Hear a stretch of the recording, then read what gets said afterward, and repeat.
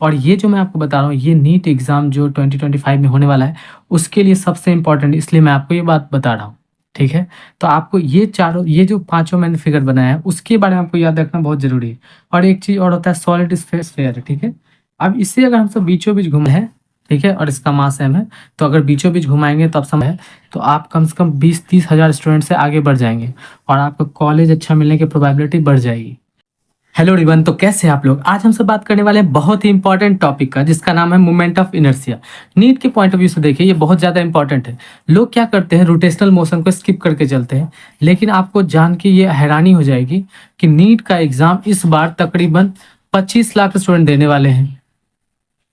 और आपको समझना होगा कि एक एक मार्क्स से आप 50,000, 20,000, 30,000 स्टूडेंट से भी आगे निकल सकते हैं। मैं ये टॉपिक इसलिए बता रहा हूँ, जो वीक स्टूडेंट होते हैं वो क्या करते हैं, रोटेशनल मोशन को स्किप करके चलते हैं। लेकिन अगर आप उसका एक क्वेश्चन में सॉल्व कर ले, जो कि सबसे आसान टॉपिक होता है मोमेंट ऑफ इनर्शिया, ठीक है, अगर आप उतना भी कर लेते हैं तो आपका मार्क्स 4 से 8 मार्क्स तक बढ़ सकता है। क्यों? क्योंकि अगर हम सब मैकेनिक्स की बात करें तो पूरे मैकेनिक्स में रोटेशनल मोशन का बहुत ज़्यादा इंपॉर्टेंट है, चाहे जेई की बात करें चाहे नीट की। और यहाँ से तकरीबन अगर रोटेशन से 3 क्वेश्चन आएगा तो उसमें से हो सकता है कि 2 क्वेश्चन तो इसी के हो जाए।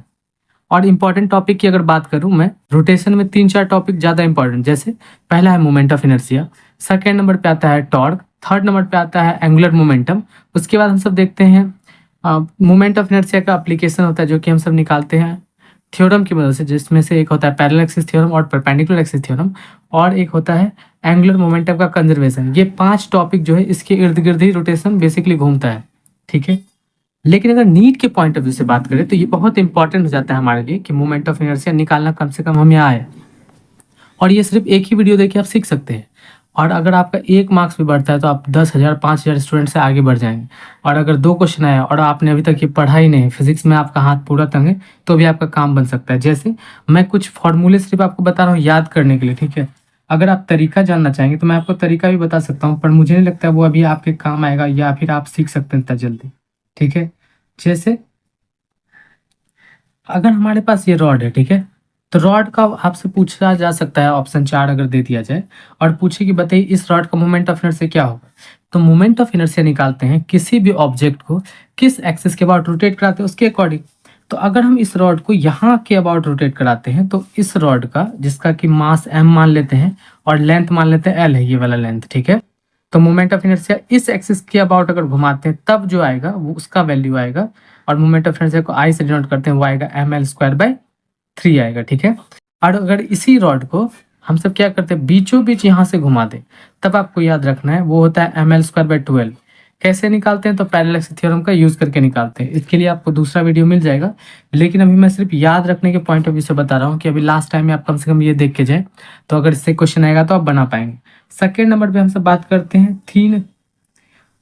करते हैं रिंग का। अगर हमारे पास ये रिंग है, ठीक है, इस रिंग के बीचों बीच अगर हम इसे ऐसे घुमाते हैं, तो पहली बात कि अगर रिंग है तो आप सोचेंगे रिंग में तो बीच में स्पेस ही नहीं, इसको कैसे घुमा पा रहे हैं हम लोग, समझ रहे बात। जैसे चूड़ी हो और इसे हम बीचों बीच घुमाएं, तो आप ऐसे समझिए उसे पतले से थ्रेड से इसको बांध देते हैं, मान लीजिए हर तरफ से, ठीक है। ऐसा क्यों? क्योंकि वो इतना पतला है कि उसे निग्लेक्ट करके चल रहे हैं हम लोग। सारा मास मान रहे हैं कि रिंग के जो पेरीफेरी है या फिर क्या कहते हैं सरकमफेरेंस है, उसी के चारों तरफ है। तो अगर हम थ्रेड से इसको बांध दें, जो कि काफ़ी मजबूत है पर मासलेस है, और उसके अकॉर्डिंग यहाँ से घुमाएं, तो इस रिंग का, जो कि मैं लिख देता हूँ, अगर ये रिंग होगा तो इसका मोमेंट ऑफ इनर्शिया हमारे लिए आता है mr², ठीक है। mr²/2 आता है, नहीं mr² होता है। लेकिन अगर ये डिस्क हो जाए, ठीक है, अगर ये मान लेते हैं डिस्क हो, डिस्क समझ रहे, जैसे बिस्किट हो या फिर कोई भी चीज जो कि अंदर से भी भरा हो, रिंग की तरह नहीं, तब अगर हम इसे घुमाते हैं इसके अकॉर्डिंग, ये डिस्क है हमारे पास, ठीक है। तो डिस्क का जब हम सब निकालते हैं तो उसका मोमेंट ऑफ इनर्शिया I से डिनोट करते हैं, उसका वैल्यू होता है mr²/2। तो इससे हमें क्या पता चल रहा है, पता है कि डिस्क को अगर हम सब बीचों बीच घुमाते हैं तो उसे घुमाना आसान है। क्यों? क्योंकि मोमेंट ऑफ इनर्शिया हमें बताता है किसी ऑब्जेक्ट को घुमाना या रोटेट करना कितना इजी या फिर मुश्किल है। तो ये देख के आपको पता चल रहा होगा कि डिस्क का मोमेंट ऑफ इनर्शिया इस पॉइंट ऑफ रोटेशन के अकॉर्डिंग देखें तो इसका कम है, क्योंकि mr²/2 यानी कि इसके कंपैरिजन में ये हाफ है, तो इससे घुमाना इजी है। ये मैं इसलिए बता रहा हूँ, हो सकता है क्वेश्चन ये भी पूछे कि डिस्क और रिंग में घुमाना किसे आसान हो, इससे दोनों, या फिर डिपेंड करता है और भी चीज़ों पे, ऐसा पूछ सकता है। और ध्यान रहे मोमेंट ऑफ इनर्शिया एक्सिस के लिए डिफाइन होता है, जिसमें आपको पता हो कि मैंने ये एक्सिस माना है। ठीक है, अगर हमसे बात करते हैं, ये हमारा 4th नंबर था, ये हमारा 3rd था। ठीक है, तो अगर हम 5th में बात करते हैं, जो सबसे इंपॉर्टेंट आता है वो आता है सॉलिड स्फेयर। अगर ये हमारे पास सॉलिड स्फेयर है, ठीक है, अब इसे अगर हम सब बीचों बीच घुमाते हैं तो बताइए इसका मोमेंट ऑफ इनर्शिया क्या होगा। ठीक है, अगर ये सॉलिड स्फेयर है तो इसका होता है 2/5 mr²। ठीक है, यहाँ पे लिखना पड़ेगा सॉलिड, ये कम से कम याद रहना चाहिए आपके पास। छठे की बात करें तो अगर मान लेते हैं हमारे पास अगर सॉलिड की जगह होलो होता तो क्या लगता है आपको, इसको घुमाना आसान होता है या मुश्किल? अगर ये होलो हो जाए तो इसका मोमेंट ऑफ इनर्शिया होता है 2/3 mr²। क्या आप कंपेयर करके बता सकते हैं इन दोनों में हल्का कौन है? ये है 2/5, ये है 2/3। ठीक है, 2/3 मतलब 2 को 5 हिस्सों में डिवाइड कर दे, 2 को 3 हिस्सों में डिवाइड करें तो ऑब्वियस है ये वाला क्वांटिटी बड़ा है, क्योंकि 2 को 5 हिस्सों में बांटना और 3 हिस्सों में बांटने पे ये बड़ा रहेगा। यानी कि होलो स्फीयर को बीचों बीच घुमाना सबसे मुश्किल काम है। और ये एक बात बता दूं, क्वेश्चन ये भी पूछा जा सकता है, ये ज़्यादा इंपॉर्टेंट नीट के पॉइंट ऑफ व्यू से, कि आपको दे दिया जाएगा रिंग, डिस्क, होलो डिस्क या डिस्क बोल रहे हैं, होलो स्फेयर और सॉलिड स्फेयर, और चारों को लिख दिया जाएगा। पूछेगा कि आपको अरेंज करना है कि किसका मोमेंट ऑफ इनर्शिया कितना होता है, तो आप अरेंज कर सके तो कम से कम आपको इतना आना चाहिए।